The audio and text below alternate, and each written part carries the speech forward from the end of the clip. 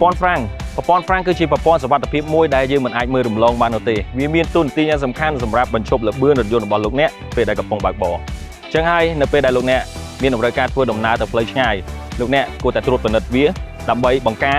ហានិភ័យណាមួយកាត់ឡើងកំឡុងពេលបើកបរទី1លោកអ្នកអាចត្រួតពិនិត្យតាមរយៈវាស់ទៅលើកម្រាស់ស្បែកហ្វ្រាំងឬក៏ត្រួតពិនិត្យទៅលើកម្រាស់ស្បែកហ្វ្រាំងបើសិនជាយើងត្រួតពិនិត្យឃើញថាវាសឹកដល់កម្រិតមួយដែលត្រូវផ្លាស់ប្ដូរហើយយើងត្រូវតែផ្លាស់ប្ដូរវាចេញជាបន្ទាន់ដើម្បីសុវត្ថិភាពในការបើកបរហើយម្យ៉ាងវិញទៀតនោះលោកអ្នកអាចកំណត់សម្គាល់បានតាមរយៈការជន់ហ្វ្រាំងរបស់លោកអ្នកនៅពេលដែលលោកអ្នកកំពុងតែបើកបរជន់ហ្វ្រាំងទៅអត់ smooth ឬក៏លឺសំឡេងចេញពីប្រព័ន្ធហ្វ្រាំងហើយបន្ថែមពីនឹងទៀតនោះលោកអ្នកទទួលអារម្មណ៍ថាវារៀងឡងចេញពីឆ្នន់ហ្វ្រាំងវិញលោកអ្នកគួរតែ